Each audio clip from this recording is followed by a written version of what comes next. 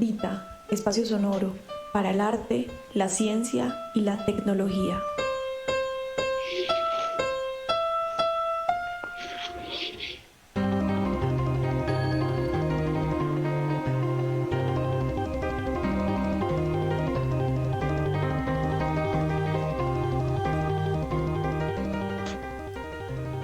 Pues mi sobrino pinta mejor.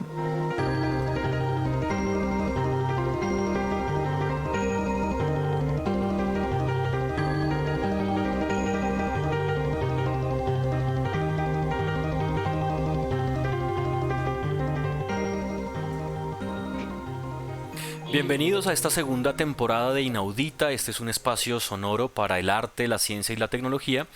Y bueno, hoy nos convoca un asunto bien interesante porque tenemos unos invitados muy importantes, muy especiales. Hoy justamente estamos hablando de pintura y encierro. Todos estamos en casa, todos somos artistas. Acá tenemos varios docentes de arte invitados en la sesión de hoy.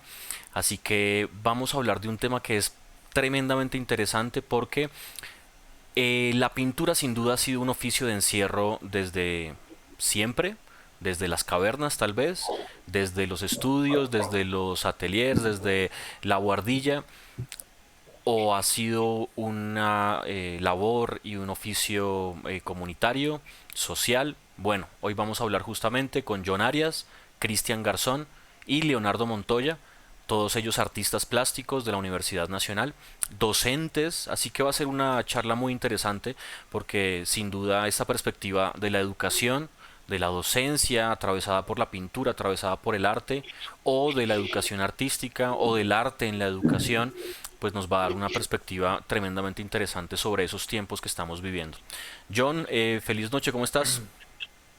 ¿Qué tal, Jason? ¿Cómo estás? ¿Cómo te va? Muy bien, Gracias por la gracias. invitación. Leonardo, feliz noche, ¿cómo vamos? Hola, ¿cómo estás, Jason? ¿Cómo vas? Muy bien, Cristian, ¿qué tal? ¿Cómo vamos?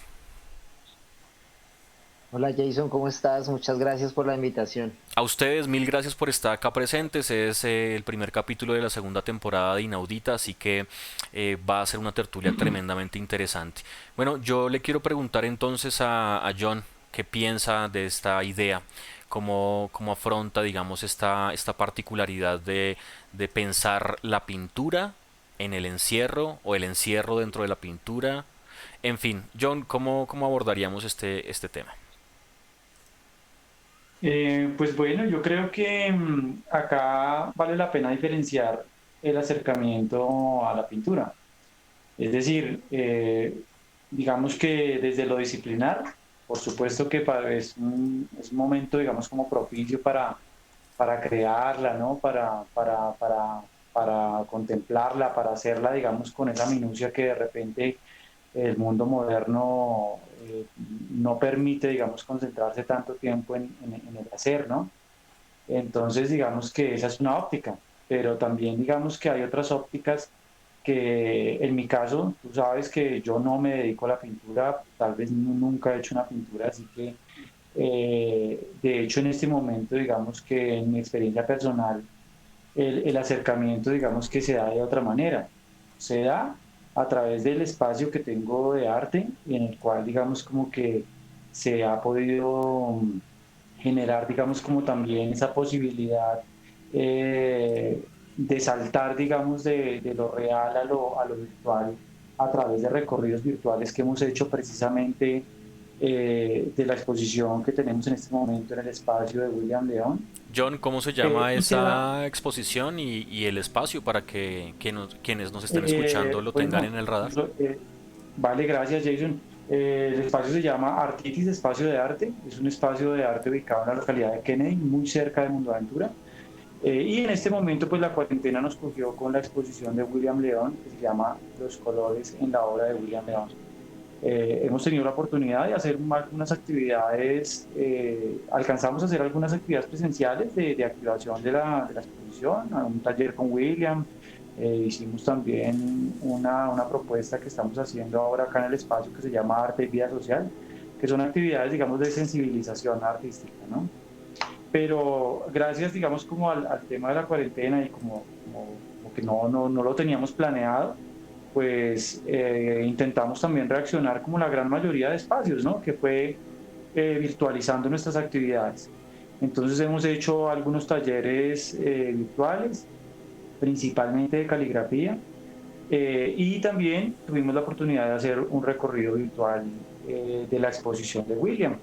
Entonces digamos que a eso era lo que me refería, que también aparte digamos que yo no tengo la experiencia digamos como de hablar del hacer, porque como les acabo de mencionar, mi trabajo no tiene que ver con la pintura, pero sí me parece válido acercarme a la pintura desde otros lugares, desde ese lugar que estoy hablando, que es la sensibilización artística, que es la posibilidad de crear también como un puente y de crear como una posibilidad de diálogo, digamos, como con ese medio, desde la contemplación, desde la admiración, desde el gusto por verla, porque sí, digamos que si bien no la hago, sí me encanta ver la pintura, me gusta muchísimo ir a exposiciones de pintura, y sobre todo también, fíjate que es el punto al que quería llegar, también me ha servido casi como una especie de terapia y una muy bonita salida para trabajar, por ejemplo, con mis hijos. Es así como yo tengo dos hijos pequeños, entonces la pintura se ha convertido como en una posibilidad casi que de verdad terapéutica para vivir también el encierro. Y digamos, en esa convivencia donde la pintura se ha vuelto como un medio de distracción, de comunicación, de diálogo con los niños, de cualquier cosa cotidiana, pues muchas veces, por ejemplo, me ha pasado que entonces mi hija deja la pintura a la mitad o deja o me trae pues la hojita del mandala para colorearla y la deja comenzada. Y pues me ha pasado que poco a poco yo soy quien me he quedado ahí como llenando esa hoja de color, o cuando estamos pintando con vinilos, soy yo quien, digamos, se queda ahí un buen rato como no en un plan, vuelvo y lo digo yo, de algo disciplinar, sino casi como en un plan terapéutico. Entonces, me parece que la pintura tiene la fortuna de ser lo que quiera y tiene la fortuna de eso, para el que se dedica a pintar, pues efectivamente este tiempo y el encierro es como una posibilidad para que se dé como esa explosión creativa que luego da como resultado una pieza bidimensional que luego es posible, digamos, como de admirarse, ¿no? Pero luego también está esa otra parte que es a la que yo me refiero y que ha sido una cosa también increíble. Y ahí para allá, hombre, yo creo que la pintura va de la mano con el encierro, es como una ventana, ¿no? Es como tener una ventana que puede ser lo que quiera en la casa de uno y en este caso en la imaginación de uno, ¿no? Porque nada más cuando uno de repente en un momento del día, en este momento de cuarentena, tiene la posibilidad de hacer una pausa y de tomar un libro de algún pintor y poderlo ver, yo creo que eso es una cosa también maravillosa que le permite a uno vivir la pintura de otra manera. O nada más eso, ver un documental también de pintura, eh, tantas cosas, ¿no? Entonces yo creo que al final la pintura, digamos que es un lenguaje y es un medio que tiene la fortuna de ser lo que quiera, ¿no?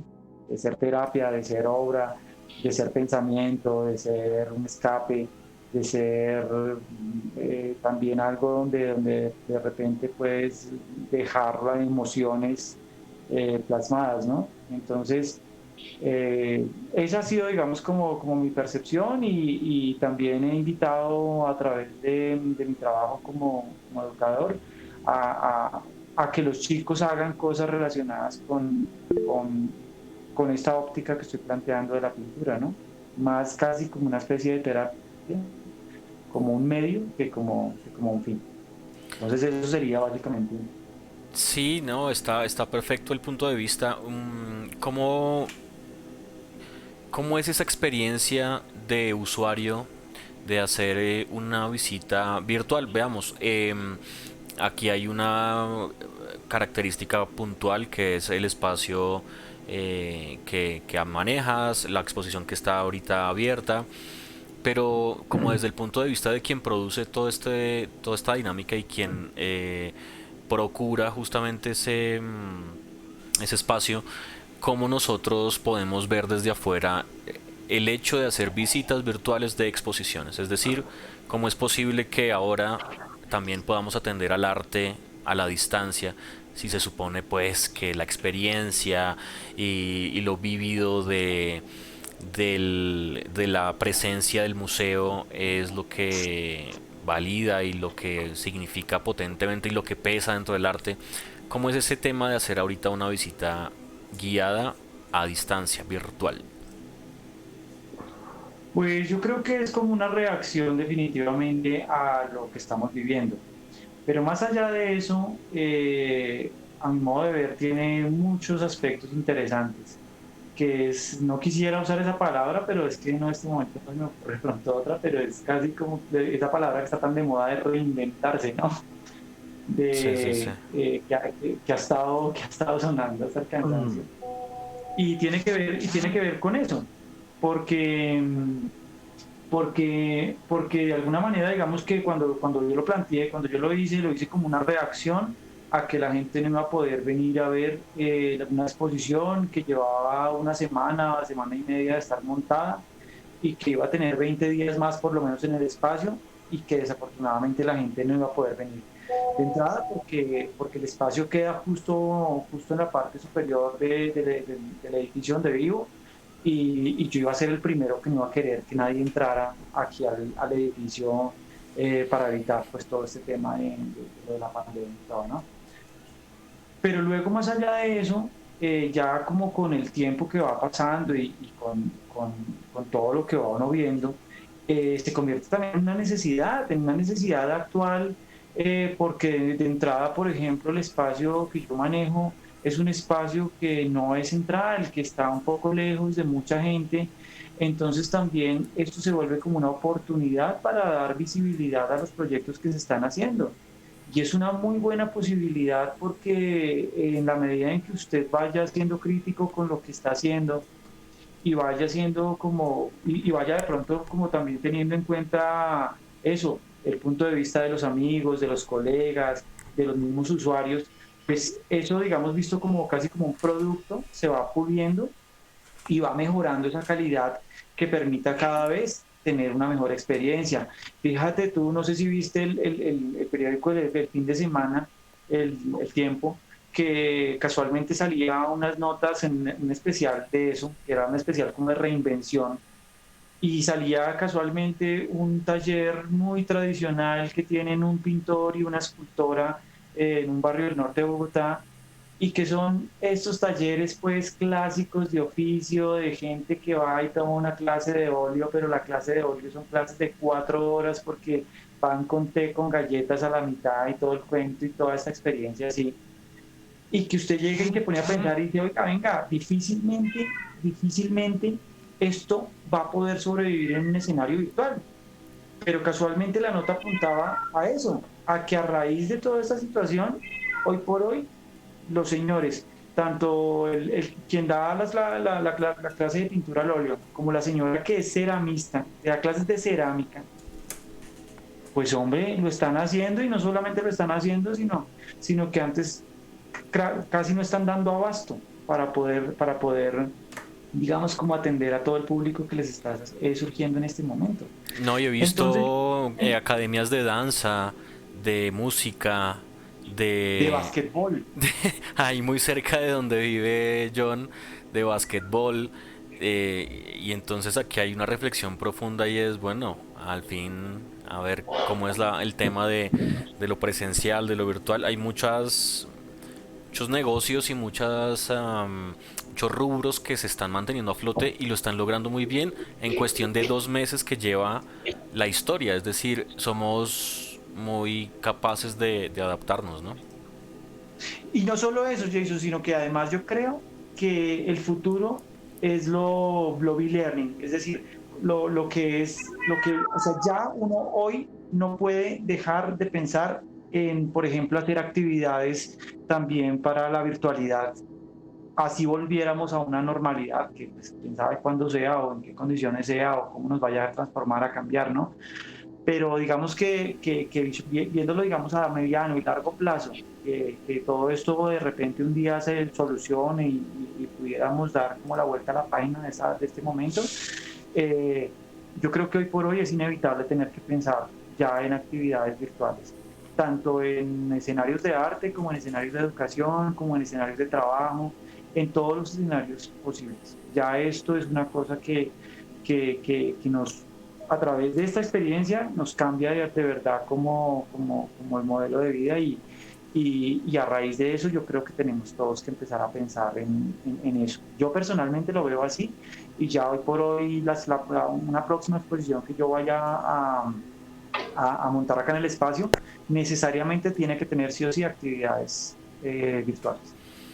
Genial, súper. Yo creo que es una idea que está rondando en muchas de las instituciones, la educación, ustedes que son profesores también. En muchas partes está esta idea, no sé, uno mismo piensa ya en el trabajo, en el día a día que tiene que integrar todo este tema de la virtualidad a la cotidianidad, ¿no? Cristian, ¿tú cómo ves este tema? ¿Cómo abordarías la idea de la pintura y el encierro? Que de hecho es un oficio históricamente de encierro, bueno, como muchos otros, como la música, como la escultura. Pero ¿tú cómo lo ves, Cristian? Bueno, pues muchas gracias Jason por la invitación. Em, pues digamos que yo pienso que la pintura como oficio, pues siempre ha tenido como ciertas características y ciertas pautas que inclinan o llegaría uno a pensar que pues es un oficio y un accionar que requiere de una concentración, como de unas ciertas características, casi como de un ritual, ¿cierto? Que, que permite, digamos, como mm, la creación artística y por lo tanto también esa producción pictórica, ¿no? En ese orden de ideas, pues la pintura se convierte en un oficio, digamos que muy personal, ¿cierto? En un oficio y en una construcción también de pensamiento muy íntima, muy propia, ¿cierto? Que, que intenta establecer también lenguajes universales. En ese sentido, pues eh, creo que en estos momentos, pues todo el tema del encierro ha generado también, eh, pues digamos que una avalancha, como ya lo decía John, ¿cierto? Como una oleada de nuevas propuestas creativas, de nuevos elementos también que se ajustan a las necesidades con las que estamos viviendo y en las que estamos pues atravesando, ¿no? En ese sentido, yo creo que los artistas indudablemente somos unos, digamos eh, que retratamos esas situaciones, digamos, de los contextos y de la vida en general. Y esta es una situación que evidentemente, pues digamos que no puede pasar por alto y que de alguna manera es la que nos convoca el día de hoy. Entonces, en ese sentido, pues la pintura como un oficio de encierro, pues siempre ha estado. Lo que estamos viendo hoy son como nuevas maneras también de compartirlo y como también de apreciarlo. Mm, yo he tenido particularmente una experiencia muy bonita con mis estudiantes porque digamos que ese ejercicio de lo artístico y de lo pictórico no solo se traduce en la experiencia que ellos puedan llegar a tener, sino también en cómo eso redunda en sus familias, como de alguna manera también lo decía John, ¿sí? yo he tenido la oportunidad de tener en clase no solo a los estudiantes, sino también a sus familias, a sus abuelos, a sus papás, a sus mamás, no porque les toque, sino por una cuestión de gusto también y como de sacarlos un poquitico de la cotidianidad, ¿no?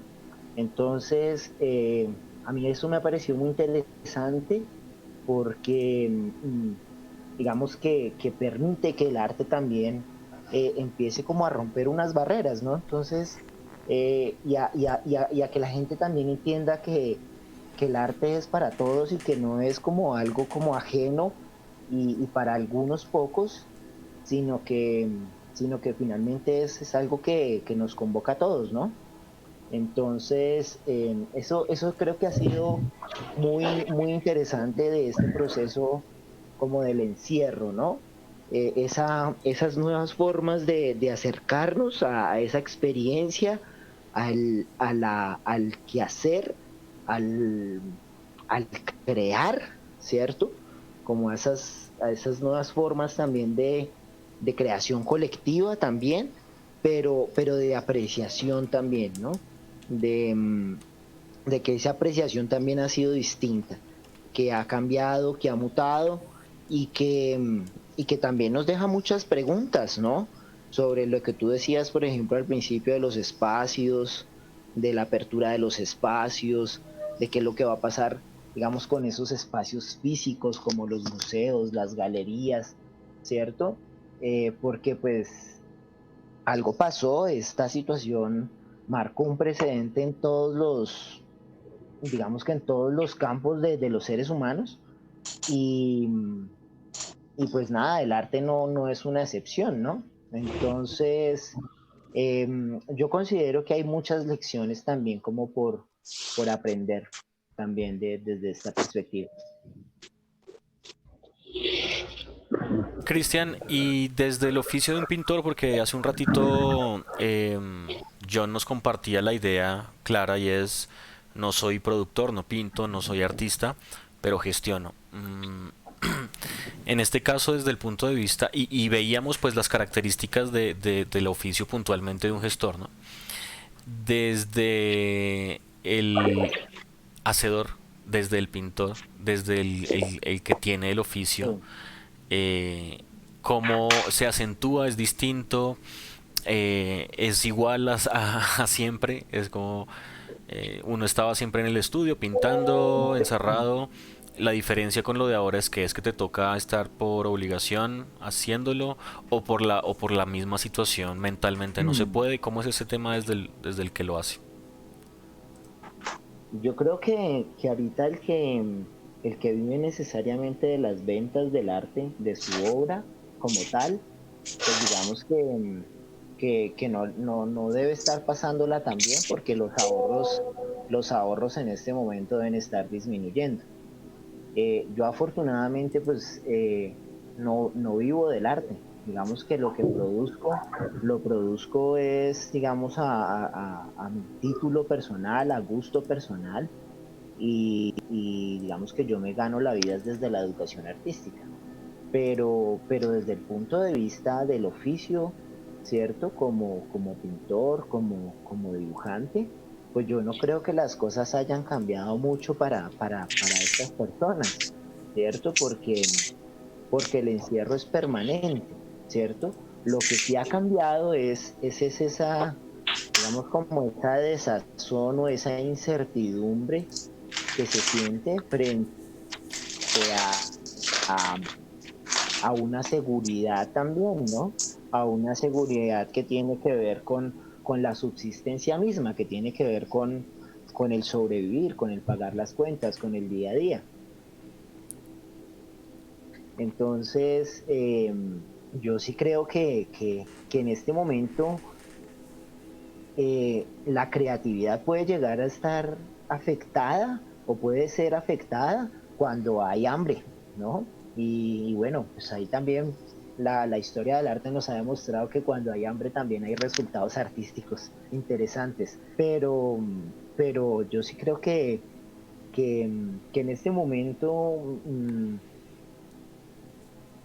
desde desde el hacer, desde el oficio, em, desde lo manual, eso no ha cambiado mucho en el tema del encierro, ¿cierto? Yo de pronto revisando otro tipo de manifestaciones como el graffiti, quizás, sí yo creo que puedan llegar a ser afectados, o el arte urbano o el arte callejero, ¿cierto? En ese sí llegar a estar afectados, pero en otro plano, en ese plano mucho más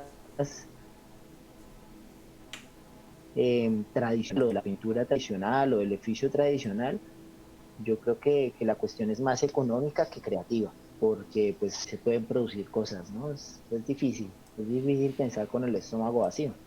Es un tema que yo creo que incluso sería como otro capítulo, ¿no?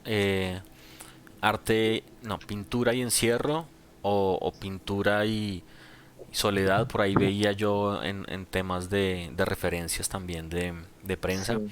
que se puede equiparar si O, usted quiere, ¿no? o hambre y pintura, Exacto, entonces ahí se deriva como, bueno, pero si vamos a o hablar hambre de y esto, pintura. hablemos a ver de qué está pasando, entonces eso sería otro capítulo, eso sí, lo podemos hacer sin duda, Sí. y es de qué vive un pintor cuando no hay en absoluto mercado, disposición, personas, dinero para propiciarlo. De qué vive un artista electrónico cuando se va la luz. Es decir, Cuando se va la luz. Cuando no muy tiene para pagar el recibo de la luz. muy interesante ese tema, pero tal vez merezca su monográfico, como dicen. Eh, ¿Tú Por qué crees? supuesto. Pero hablemoslo muy cortito, muy rápidamente. ¿Tú qué crees?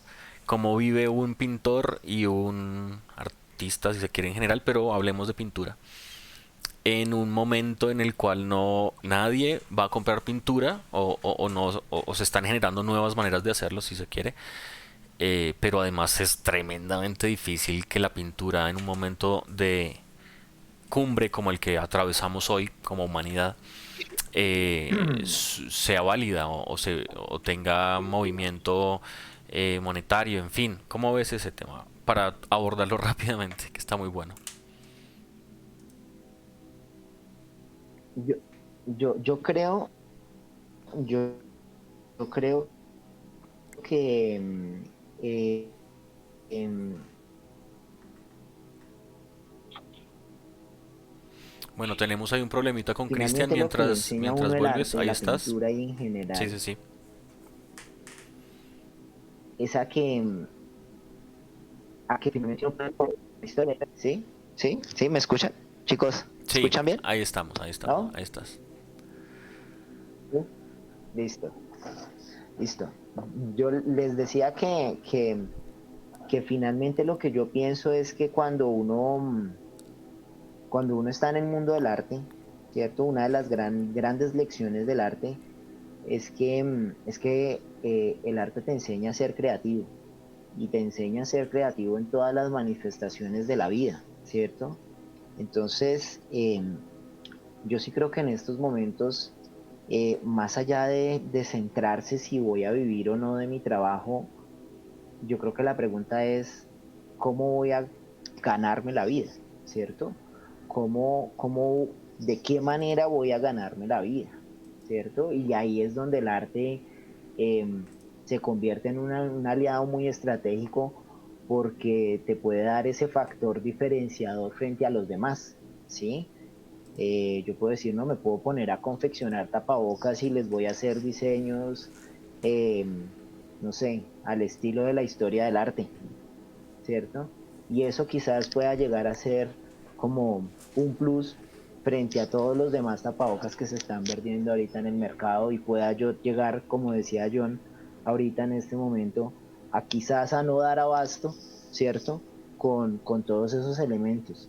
Entonces yo sí creo que la lección es esa en este momento, ¿cierto? La lección es no es si voy a vivir o no de mi obra, sino que en un momento de estos de crisis, de incertidumbre, eh, es cómo voy a utilizar esas herramientas que me ha dado el arte para poder ganarme la vida, ¿cierto? Para eso, para reinventarnos, como dijo John, Oh no, de nuevo la con la palabra. frase cliché. Exactamente, Está bien, está bien. exactamente. Entonces yo sí creo que esa es como la gran enseñanza, ¿sí? Yo digo que el arte, así sea para montar un negocio de empanadas, pues va a ser fundamental porque es el que me va a dar a mí ese carácter y ese plus frente a los demás, ¿cierto? Porque siempre me va a hacer pensar en una cantidad de elementos que quizás otras personas no tienen en cuenta o no las alcanzan a vislumbrar o a visibilizar, ¿sí? Entonces, yo sí creo que para allá, si uno se queda en este momento esperando a vivir de la obra, es difícil, quizás sí se pueda, claro, y quizás sí se mantenga y habrá casos y excepciones,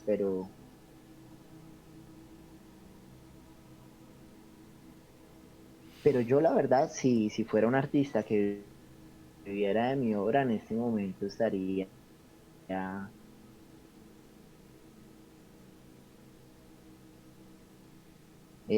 mirando qué otro tipo de estrategias yo utilizaría pero también creativa.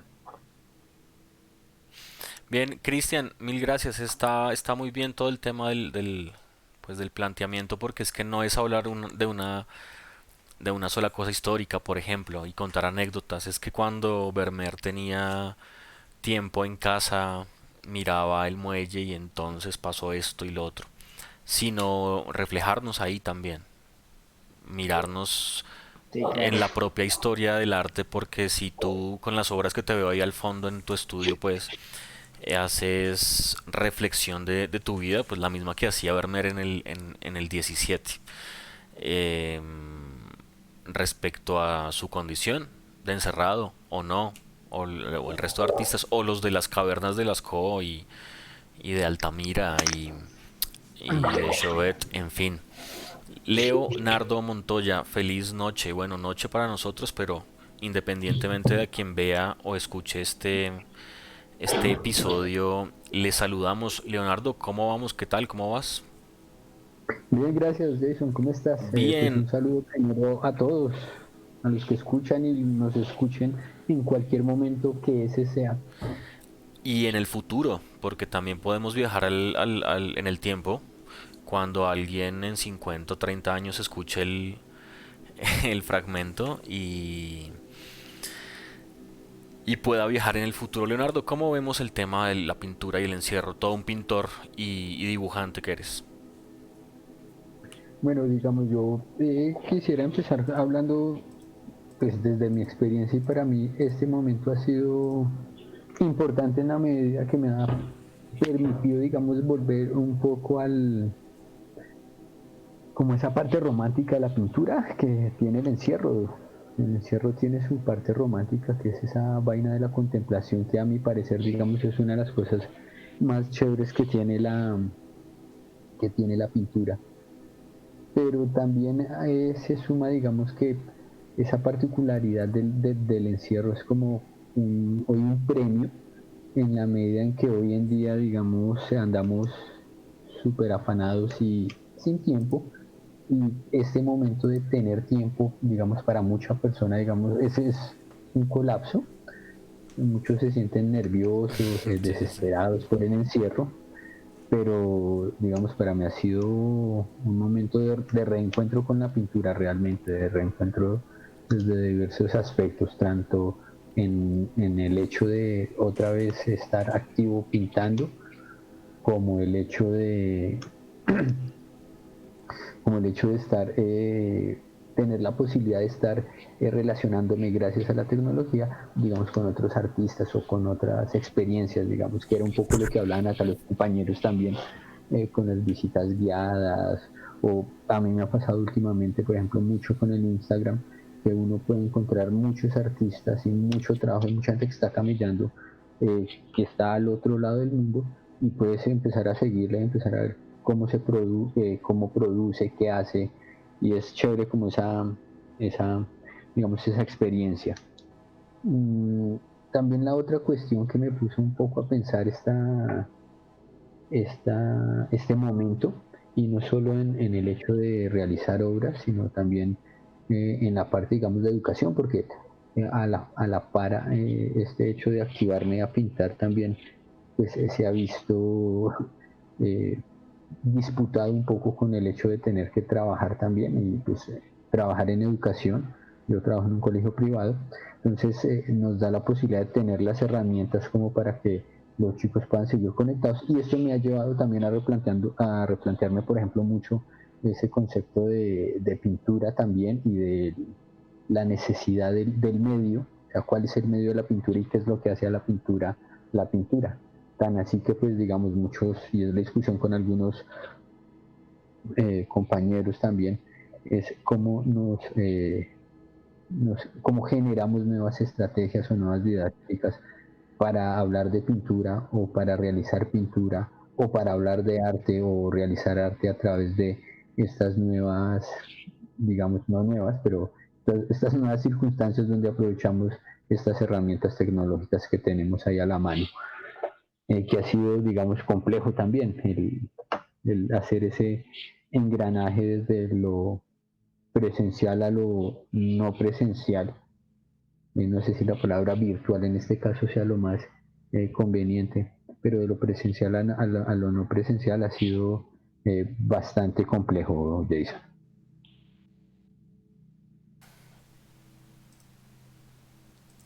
Es un tema, yo creo que bastante amplio y muy interesante de abordar. Em, pero me surge una inquietud ahí bien puntual y tiene que ver con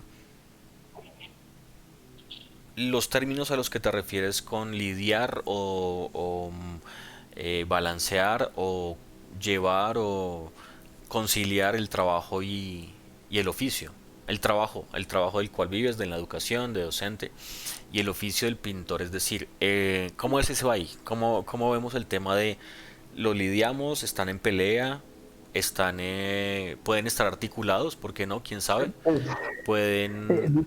eh, digamos, sí, digamos, de entrada están peleados porque, o sea, ambas situaciones están en una situación no natural, digamos, o sea, este encierro no es una cuestión voluntaria de enamoramiento por la pintura y quiero estar encerrado pintando, sino estoy encerrado y aprovecho, digamos, tengo esa facilidad y esa ventaja eh, que, digamos, muchas personas adolecen, y es que yo no tengo el problema de no tener que hacer, siempre hay que hacer, siempre hay que dibujar, siempre hay que pintar, siempre hay algo para hacer. El problema antes realmente era el tiempo. Ahorita este tiempo obligado pues me permite hacerlo, pero a la par tengo que seguir respondiendo con esta cuestión del trabajo. Entonces esa libertad, digamos, que te ganas en este encierro, pues tienes que competirla en un espacio, digamos, cerrado, pequeño, también con un ambiente laboral. Entonces construir esos dos espacios es un poco difícil. No sé si queda clara la idea. sí, y quiero escucharla también de Cristian. Cristian es docente también en un colegio.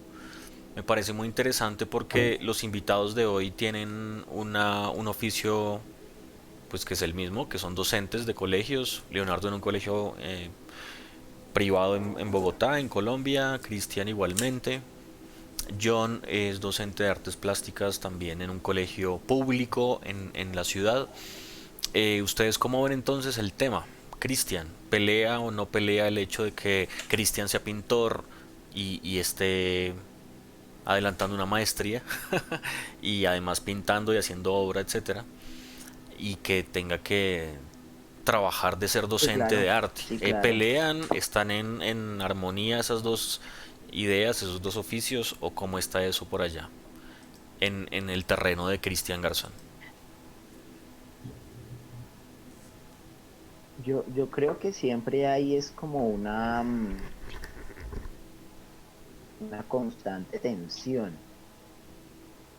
y una especie de pugna entre la organización, sobre todo entre la organización del tiempo, ¿sí? Porque la organización del tiempo, em, por más rigurosa muchas veces que tú em, la quieras establecer, ¿cierto? En algunos momentos, sobre todo en el arte, em, las cosas, pues en mi caso, suceden cuando tienen que suceder. Cuando las trato de forzar, ¿cierto? Por ejemplo, ahorita que estoy estudiando y que estoy haciendo una maestría, em, pues digamos que los resultados y las producciones no son tan interesantes porque requieren de unos tiempos y de unos espacios y digamos que también de toda una experiencia ritualizada también bien especial e importante. Entonces cuando eso se fuerza, cuando eso, am, digamos que no, cuando los tiempos no se calculan bien, pues las cosas no son tan interesantes, ¿cierto? Y de todas maneras el tener que organizar, dividir los tiempos, no solo entre la pedagogía artística, el arte, el estudio, sino también por otro lado está pues eso, la casa, el día a día, el hacer mercado, el pagar las cuentas, bueno, eh, infinidad de quehaceres, ¿cierto? Que se duplican aún más cuando uno tiene de pronto hijos o tiene otro tipo de responsabilidades, ¿cierto? Que pues finalmente las horas del día no alcanzan para desarrollar todas las actividades, ¿no? Y el arte es una novia egoísta, como decía el profesor Absalón. ¿Y no Hay puede que ser novio? dedicarle tiempo. O novia o novio, lo que quieras, Parejo, pues lo pareja. que te guste, lo que te guste. Lo que te guste, exactamente. Lo que te guste, sí, allá pues sí, lo que quieras tú. Pero No, el no, arte no, es lo mencionó egoísta. Cristian solo por como el tema de que también nuestra educación artística incluso fue machista, ¿no? Es decir, Ah, sí, no, también, se nos claro. sale decir es la novia, no sé qué, como, Sí, sí, en sí, fin. claro, claro, claro, claro, claro, claro, claro. Sí, claro. También, pues, hace parte también de unos contextos, ¿no? Y de unas épocas también, en donde de pronto eh, también pecaba uno por desconocer también estos discursos, ¿no? Estos nuevos discursos también de, de igualdad y demás. Pero, pero yo sí creo finalmente para terminar la idea, ¿sí? Que, que en este momento difícilmente, digamos que uno podría ser muy riguroso a la hora de organizar su tiempo para dividirlo entre el arte, la educación, la familia y la cantidad de cosas que hay que hacer en el día, ¿no? O sea, uno le saca el espacio, pero no como se debe, o por lo menos ese es mi caso, no como se debería.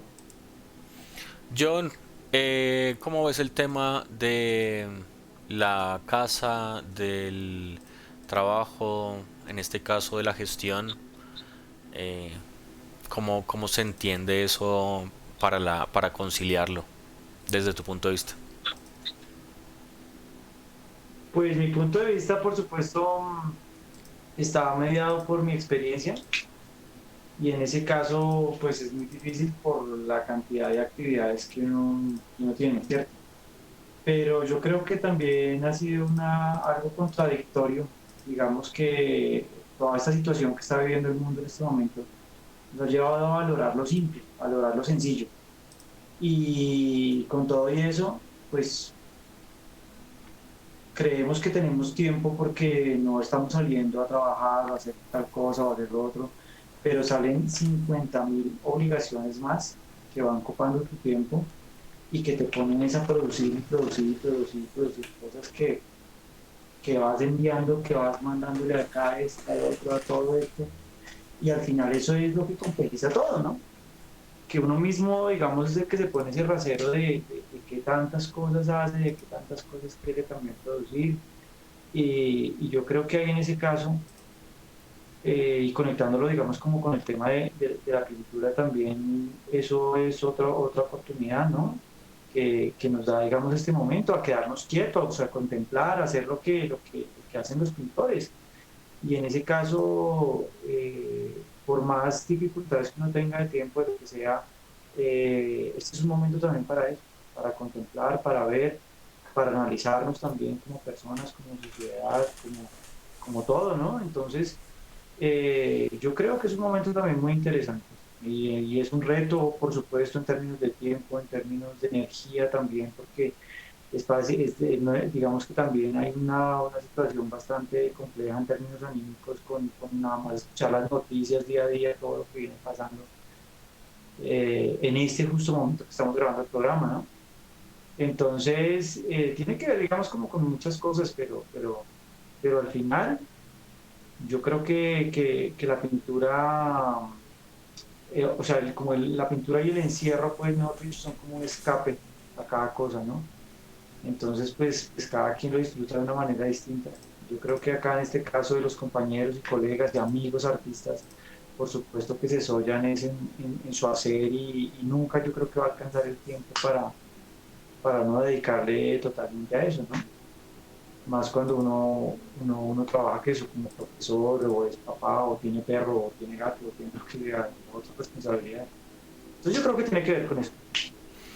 Miren, yo les quería compartir, para ir un poco cerrando toda la idea, tres pinturas que me parecía importante hoy hablar de pintura, y encierro y soledad, que de algún modo, como lo mencionábamos ahorita, pueden equipararse o pueden amigarse estas dos ideas.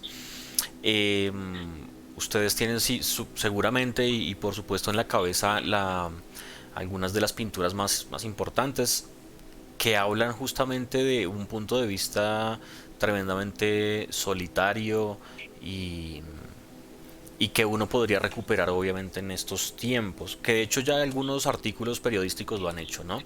Por ejemplo, en la Ofelia, esta pintura de la chica que ustedes recuerdan en el río, de algún modo en una pose, en una postura relajada, pero es el retrato de una chica muerta con unas flores en la mano derecha y en un paisaje muy colorido y de hecho, en términos de tono y de color muy rico y de detalles. Mm, pero habrá que ver entonces qué significa esa escena, ¿no? Tan fuerte, tan potente en términos de lo que transmite y de la idea tan poderosa de un posible, por ejemplo, suicidio, yo qué sé, en principio antes de entrar a estudiar el fondo de Ofelia. O están también estas pinturas de la vida cotidiana parisina de Degas. Y recuerden ustedes que han probado la absenta, que incluso la prueban flameada, que he visto, me consta que la prueban flameada.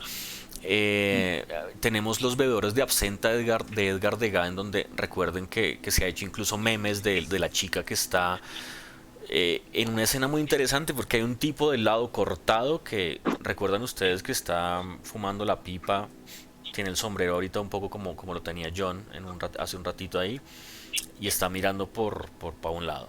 Pero atrás hay un espejo y está el reflejo de los dos personajes. Está la chica bebiendo absenta, mirando al infinito y por supuesto más allá porque está absolutamente perdida en sus pensamientos y en esa evocación que le produce seguramente la absenta, pero que ella pues propicia, ¿no? Está rodeada de gente, está sola. Entonces, nos interesa ahorita pensar en este tipo, digamos, de escenas en donde podamos, como ustedes dicen, estar pasando por lo emocional, pero que sin duda atraviesa lo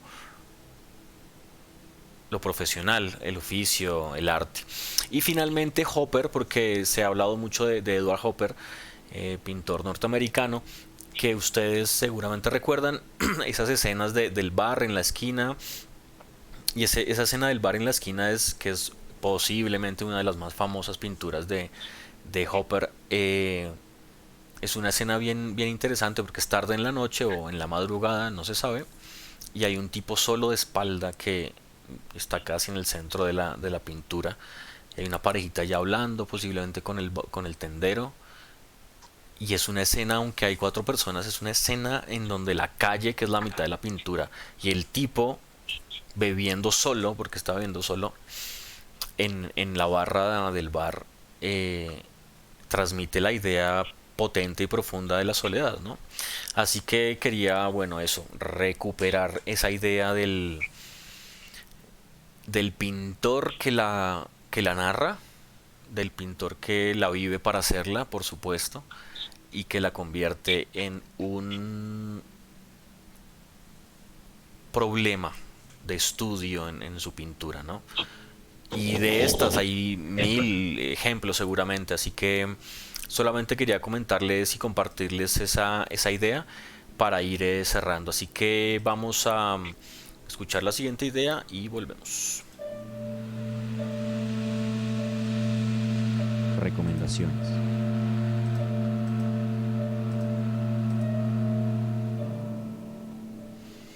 Bien, John Arias, ¿qué recomendaciones tendrías para las personas que nos puedan estar escuchando, docentes, amigos, colegas, el hermano, la prima, el vecino, la pareja, en este tema, en este tema y en estas ideas que hoy resultan tan importantes y tan transversales a todo el mundo, pintores, ingenieros, abogados, padres, en fin?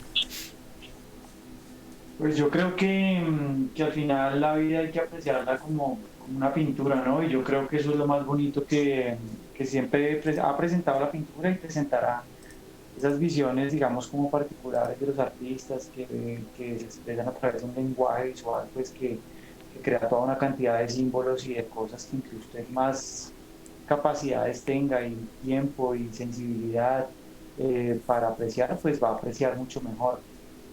Y yo creo que al final de eso, lo que puede aportar a cualquier ser humano es el asunto de la percepción, de cómo percibes la realidad. Fíjate tú que en estos ejemplos de pinturas que tú propones, que son pues unas pinturas súper bonitas, y que de hecho me vine acá al computador a ver una que la verdad no la recordaba muy bien, luego que la vi acá en internet, Las vamos a ya compartir en verla. Facebook, van a estar en la página de Inaudita en Facebook para que todas esas referencias y recomendaciones la gente las pueda ir a chequear allí. Claro, y yo ahí encuentro, digamos, eso, como un eje, digamos, como de una cosa como esperando, como expectante, como lacónica, como una cosa así como no sé, como un cliché como de pintura así como súper bonito, ¿no? Y que da una sensación así como neutra, pero como casi densa, obviamente por el momento que estamos viviendo, pero también esa perspectiva de hasta de este momento que estamos viviendo depende mucho de la óptica que ha construido cada quien. Fíjense ustedes que de todas maneras en las noticias aparece gente haciendo fiestas, haciendo rumbas, lo del otro que está haciendo otra cosa, que sale a trabajar, a guerrear, o sea, cada persona digamos que tiene como una perspectiva propia y yo creo que al final siempre todo el lenguaje visual y todo lo que aporta es a eso, como a darle sensibilidad a la realidad y al mundo y a la experiencia de vida. Eso es la magia del arte, de la pintura, así que pues, yo creo que los invito a ver, a hacer pintura, a también recordar si han visto exposiciones, porque fíjese usted que también, por ejemplo, en este momento yo tengo la fortuna de casi que hacer mi pausa diaria en una exposición de pintura, que por cosas de la cuarentena quedó como medio atascada acá en el espacio y es donde a veces subo en la tarde con mis hijos y me tomo un café y estoy en ese espacio, entonces para mí es una cosa absolutamente maravillosa. Pero en este momento, digamos que nos da la vida, es también una oportunidad de tener la sensibilidad de vivir el momento y de sobrepasarse a las dificultades, a los problemas, a las cosas y sea cual sea la experiencia de vida, de todas maneras con arte va a ser mejor. Entonces esa es la invitación, hay muchísimos espacios, los en vivo que está haciendo Casatinta están buenísimos, hay muchos estos cursos que hay en el Crea en Casa de Artes, hay no sé, como 250 cursos de todas las artes posibles. Entonces yo creo que antes ha habido una oferta digital desbordante, la Universidad de los Andes haciendo clases de artes y humanidades buenísimas, mucha gente independiente también haciendo sus en vivo, sus reflexiones, los medios de comunicación de artes plásticas como el en medio está haciendo ahí sus live, pero también otra gente que trabaja con sonido. Entonces, lo que a usted le interese hoy en día se está dando acá porque al final la mutación o sea, digamos que ahí sí como decía, creo que era William Gibson, ¿no? Que tal vez nosotros vamos a ser la última generación en diferenciar como la realidad de lo virtual. Y a partir de ese Y momento Ray ya, Kurzweil y muchos lo han dicho también. sí, seguramente. Y a partir de este momento comienza un nuevo capítulo donde ya lo que era virtual es real también ahora y entonces en ese sentido se siguen viviendo muchísimas cosas muy interesantes. Creo que hoy o mañana ya también está un ejercicio, un taller de Carlos Guerrero en la Academia de Artes Guerrero, de por ejemplo dibujos de manos. Imagínese usted 2 horas uno ahí conectado aprendiendo a dibujar manos. Pues hay una cantidad de cosas y ofertas que en la medida en que la gente quiera acercarse, lo encuentra en 2 clics. Los tatuadores están dando cursos, los pintores, la No, gente que todo, está todo está pasando, las instituciones también están todo el mundo. reaccionando, los mismos se dan charlas, por ejemplo, que ya estaba escuchando una charla de esfera pública con Catalina Rodríguez de IDARTE, entonces porque es muy importante para uno también estar enterado y estar sabiendo como, bueno, qué piensan las instituciones que promueven también todo el tema del arte, ¿no? Y asimismo, pues todas las instituciones, entonces también como que es un momento de todas maneras también muy interesante y de acuerdo a la perspectiva, también en medio de las crisis puede haber muchísimas oportunidades. De acuerdo, Cristian, recomendaciones para las personas que nos puedan estar escuchando o viendo. Bueno, no, pues nada, yo creo que una recomendación importante es seguir creyendo y apostándole al arte. Yo creo que a pesar de que el panorama pues sea un poco apocalíptico y en algunos casos hasta pues como desesperanzador también, hay que seguir creyéndole al arte y hay que seguir apostándole a la pintura. Y creo que de alguna manera la historia del arte nos da grandes reflexiones acerca de eso. Y es que en los momentos de mayor tensión mundial es donde también se han producido las obras de arte más importantes y más significativas de la humanidad. Entonces, eh, digamos que la invitación es a estar ahí, a estar también ahí como con ese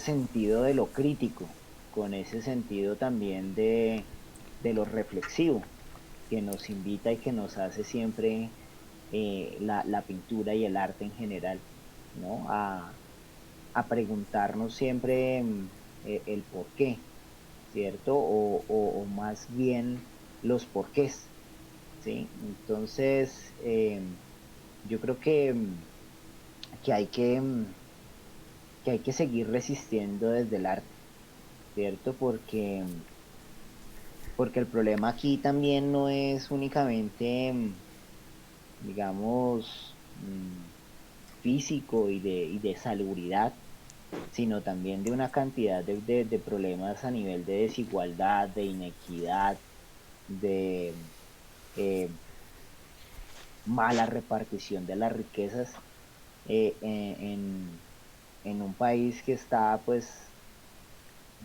carcomido por la corrupción. Entonces, yo creo que la invitación es a que desde el arte sí podamos generar, como siempre se ha hecho, un mecanismo de resistencia, ¿cierto? De resistencia y de empoderamiento frente a la situación. Esa es mi invitación, esa es mi invitación en general, a seguir creyéndole y apostándole al arte porque el arte por sí solo tiene mucha fuerza, tiene una fuerza que muchas veces nosotros cuando lo hacemos ni siquiera nos alcanzamos a imaginar el poder que puede llegar a tenerlo, ¿no? Una caricatura, un dibujo, una pintura, puede tumbar hasta un gobierno. Entonces, eso es importante que lo tengamos en cuenta porque en los momentos más difíciles de la humanidad, pues el arte siempre ha estado ahí presente. Entonces creo que así tiene que seguir siendo, ¿no? De acuerdo, absolutamente de acuerdo. Leo, cuéntanos, ¿tú cómo ves el tema de poderle recomendar algo a quien interese en estas sesiones? Pintores, bibliografías, actividades, en fin, no sé. No, nada, la recomendación mía, Jason, sería hacer. Creo que ahí está el secreto, creo que está en el oficio. Si algo nos deja bonito la pintura es pensarnos esa cuestión del oficio, de la importancia del tiempo en las cosas.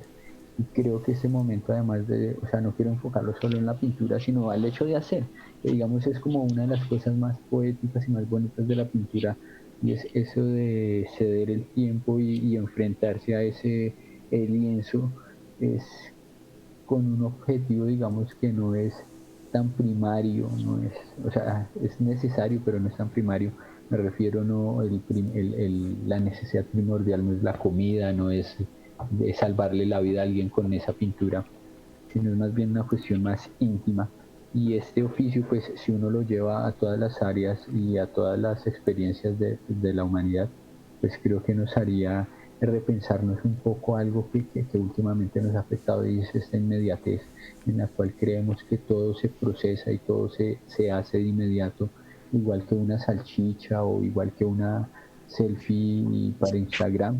Entonces nada, la invitación es al oficio, a todos los que nos escuchan, a hacer cosas y en ese, créanme que en ese hecho de hacer cosas es que llegan realmente como esos momentos increíbles de creación. Muchas gracias, Leonardo.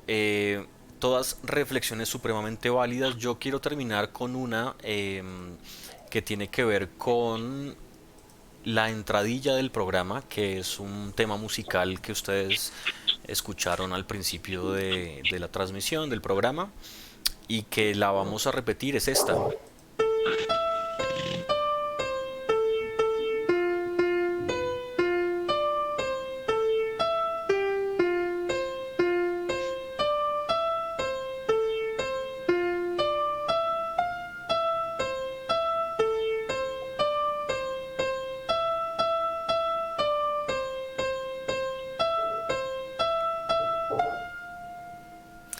Bien, esa es parte de la entradilla de este programa, junto con un poquito de música generada por inteligencia artificial gratuita en Google.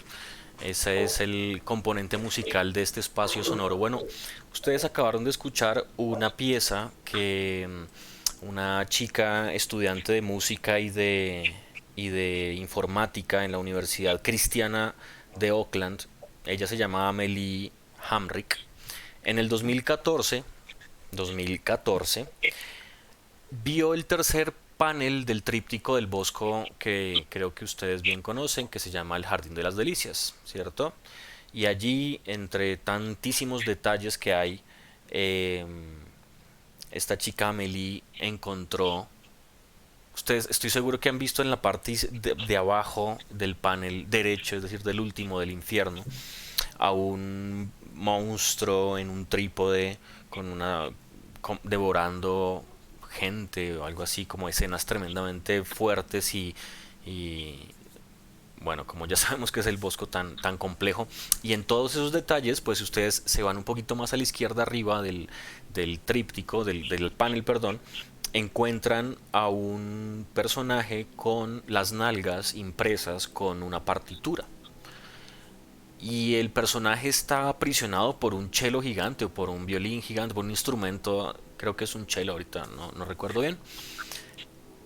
Y hay al otro lado del cello una partitura, pero el tipo tiene las nalgas impresas con unas líneas de música.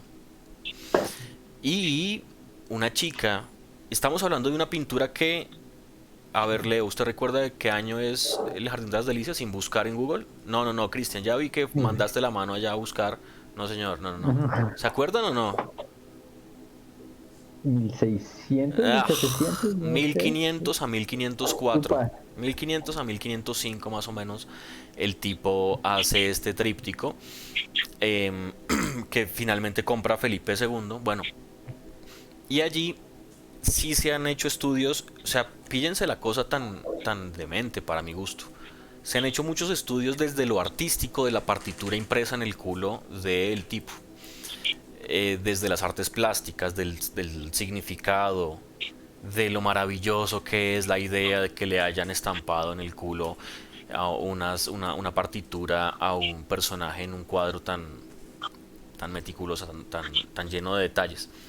Pero resulta que hasta el 2014 esta pelada se le ocurrió llevar esa partitura que parecía una partitura pues real, a la escala de do, y lo llevó a un software y sonó como acabamos de escuchar y que va a seguir sonando en la entrada de este programa. Así que le puso música a la partitura que está estampada en las posaderas del tipo que está allí torturado, padeciendo el infierno de Hieronymus Bosch. Entonces, mi recomendación, volver a escuchar la pieza, está en YouTube. También pueden darle retroceder al programa. Es una piecita muy cortita, muy rara, tal vez no lo más armónico que se esperaría, pero muy al lugar con la escena en la cual está enmarcada, ¿no? Y mi última recomendación tiene que ver entonces con Google Art Project, que por supuesto lo lleva uno al detalle de las pinturas de las pinacotecas del mundo.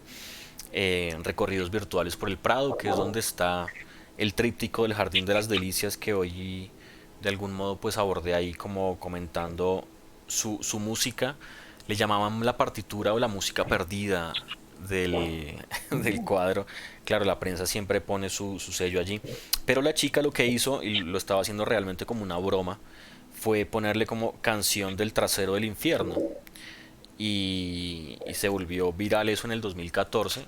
Así que resulta bien interesante que surja después de tanto tiempo una observación de una chica, además de la Universidad Cristiana de Oakland. Recuerden ustedes que el Bosco era un pintor moralista. El tipo no era el primer surrealista, pues el tipo quería dar un mensaje moralista con su pintura sobre el comportamiento, el desorden y el devenir de la humanidad, que como lo estamos viendo hoy se va al carajo y está ardiendo y está sonando música distópica por todas partes. Así que chicos, quería recomendarles eso para que estemos también ahí como en sintonía con los clásicos y con esa raíz que a veces nos es tan grato revisar y tener cerca, ¿no? Así que yo solamente les quería comentar a ustedes, para ir finalizando, mis estimados artistas, profesores, con un feliz día del profesor a los tres retrasado, que fue ayer, eh, 15 de mayo del 2020, ¿no? Fue el día del maestro aquí en Colombia. Así que darles a ustedes el feliz día y el buen día. Espero que hayan celebrado en su día del maestro, que los tres son maestros. Y preguntarles para finalizar, muy corto, puntual, eh, aunque John ya lo esbozó hace un ratito y planteó ahí una idea al respecto. respecto a la virtualidad, ¿se tiene ya que instituir dentro de nuestras vidas? Parece que fue un agarrón de hombros a decirnos, carajo, hay que hacerlo ya sí o sí a la fuerza, o vamos a volver, y hablo también de la vida cotidiana y normal, a la mismísima normalidad que tuvimos siempre, porque hablamos de sí, de cambiar y de lo importante, de lo esencial. Vamos a ver si las filas de en Zara en España o para comprar cosas inútiles en Francia no se vieron estos días. Así que, ¿qué onda con la virtualidad, con el encierro, ahora con el gusto por la casa, que algunos les escuché que tenían? En fin, rondamos varias ideas bien interesantes, pero me quedaba esa para finalizar.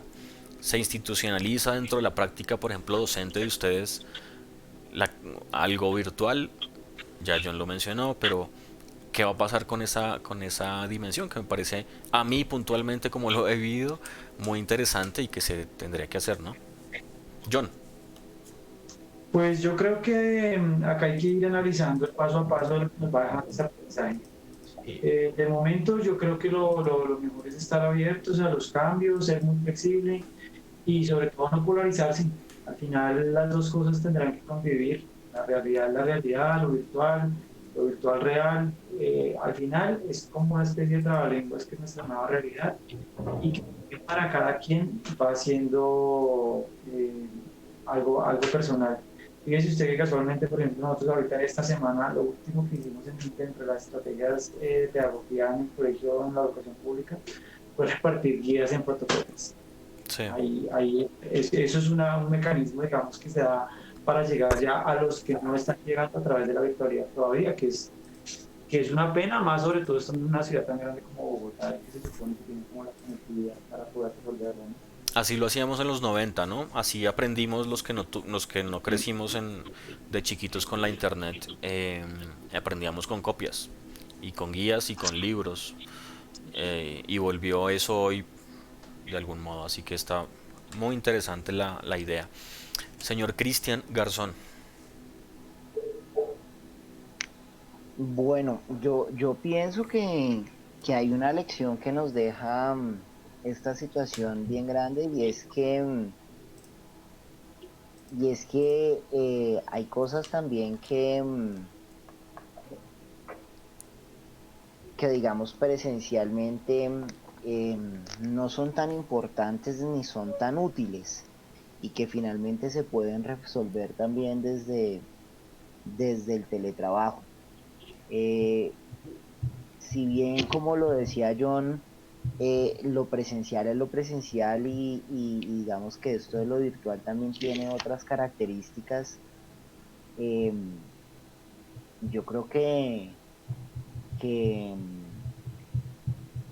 si hay cosas que se pueden reemplazar, que si hay elementos que desde lo presencial eh, pues son obsoletos y que de ¿Cuáles? pronto Rápidamente. por ejemplo, el desplazarse hasta el trabajo, el tema de la movilidad, por ejemplo, en una ciudad como esta, yo creo que las personas, por ejemplo, en esta pandemia que han tenido que desplazarse o que tienen que desplazarse y sufrir como el tormento del transporte público de esta ciudad, el trabajo les ha permitido también, el teletrabajo también les ha permitido descansar de eso, ¿no? Entonces, eh, me parece que esto nos deja como grandes lecciones y grandes enseñanzas, ¿sí? Como de empezar a evaluar desde la realidad qué cosas son realmente indispensables y fundamentales que se puedan llegar a hacer, eh, que se tengan que hacer desde lo presencial y que indudablemente no podamos desarrollarlas desde otros espacios. Yo personalmente me he sentido muy cómodo con mis estudiantes en mis clases, ¿cierto? Además porque ellos también como que se tienen como la libertad también allá de desarrollar muchas cosas. Entonces, para mí está súper chévere el tema de la virtualidad, además porque también me ha permitido otras posibilidades, ¿no? Entonces, bien. Cristian, gracias. Yo, antes de preguntarle a Leonardo, tengo que adherir. Estoy muy cómodo con la idea también y parece que rinde más el tiempo y Ujú, haces más cosas, ujú. aunque te has cargado más de trabajo. Eso lo hemos discutido incluso nosotros en otros momentos, en otros espacios. El trabajo para cada quien ha sido, eh, se ha multiplicado, ha sido mucho más. Pero No, y con ha hijos en generado, casa, y con hijos muchachos, en no se casa, imaginan. y con hijos en No casa, se imaginan, tremendo. ya no se lo alcanzan a imaginar cómo es con los niños también, porque por ejemplo el tema de los colegios, acá dejó en evidencia totalmente que el colegio no es únicamente el lugar donde se va a aprender, sino también donde le ayudan Total. a cuidar a los niños. Excelente. Y esto es una cosa Es así. fundamental como un servicio social para Sí, precisamente que uno pueda desarrollar toda su parte profesional y todo, ¿no? claro, claro, Es claro. que, caramba, cada tema como que nos da para otro espacio, así que está muy bien la reflexión. O sea, tremendo el asunto, Leonardo Montoya, para finalizar. Virtualidad, no virtualidad, volvemos a las clases llenas de gente y filas y uniformes y libros llenos y toda la vuelta en el colegio. Pues la cuestión de la virtualidad, Jason, es innegable, digamos, o sea, si una sociedad no utiliza la tecnología que desarrolla, pues entonces ¿para qué la desarrolla? Creo que la cuestión de fondo no es si hay virtualidad o no, sino si tenemos la disciplina para poder manejar un espacio como ese, que implica niveles de autonomía y de autocontrol bien complejos, porque pues así como todos nos sentimos un poco cómodos trabajando desde la casa, pues quién no va a estar cómodo estando en pijama de la cintura para abajo y en bata y uniforme de la cintura para arriba y Y pudiendo ir a poniéndole la cocina vino a comer. poniéndole vino a Sí, la o sea, taza de café. ¿No? O sea, sí, pero creo que la cuestión de fondo O y en eso, acostándose en plena sesión de consejo, así acostándose. creo esto que ya eso es, es referencial, así. Cristian, Caramba, te delataste, Cristian. creo que Cristian es testigo. Sí, no, eh, es ejecutor. Él es el propio máster de la videoconferencia y del teletrabajo. Del, Caramba. del teletrabajo, uf, estoy haciendo entonces máster virtual. creo que es innegable, creo que es innegable la necesidad de la educación en otras plataformas. Y pues la educación como antes la teníamos en esa normalidad que también un poco ustedes hablaban, que pues termina siendo no tan normal, pues también estaba está continuamente, y hace tiempo en una deconstrucción, digamos, en una discusión bien importante, pues porque tengámoslo claro, es una educación hecha pues para la revolución industrial, donde era necesario educar en ciertos aspectos al obrero. Y ahorita nosotros en este punto pues eh, creo que ya nos pensamos, digamos, nomás tomando como ejemplo el arte, una cosa mucho más profunda, importante y necesaria. Y creo que, digamos, la tecnología nos da esas posibilidades, eludiendo cosas que nos afectan ahora, como los tiempos y los espacios, como ya lo demarcaban los compañeros también. John, Cristian, Leonardo, mil gracias por el espacio. Para mi gusto siempre quedan como cosas en pendientes en el tintero por abordar porque nunca una hora o un espacio tan corto es suficiente para poner los detalles, los matices y todo lo que uno quiere abordar. Pero les agradezco mucho porque está muy bien puesto el precedente y como clara la idea de lo que está pasando hoy en día y de lo que les pasa a ustedes como artistas, como pintores, como gestores, como profesores, como papás, como parejas, como gente que estaba atravesando una de las momentos históricos también de esta humanidad. Chicos, mil gracias. ¿Algún comentario final? No, yo creo que agradecerles es un espacio como estos de reflexión, que yo creo que también es muy importante en medio de todo esto, ¿no? reflexionar, ser optimistas. Finalmente también todo esto está activando unos procesos de solidaridad también muy interesantes que nos están poniendo como a prueba, así que el arte siempre será una posibilidad muy bonita para vivir, para vivir mejor, para mejorar la calidad de vida, la perspectiva de cómo uno ve las cosas. Así que invitarlos a todos a que de alguna manera incluyan el arte en su vida y que noten estos espacios para charlar, para hablar, para reflexionar y que ojalá se puedan seguir compartiendo y seguir dando. Como bien lo decías, hay muchísimos, muchísimos temas que pueden surgir acá a raíz del arte y algo más, así que buenísimo, hermano. Muchas gracias por el espacio. A ti, John.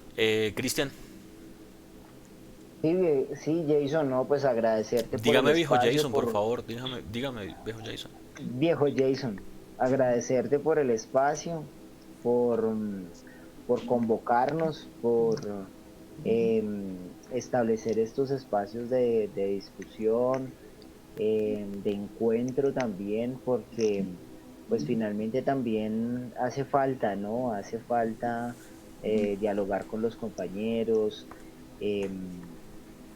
digamos que tener ese feedback y esa retroalimentación constante de lo que nos interesa, que finalmente es el arte.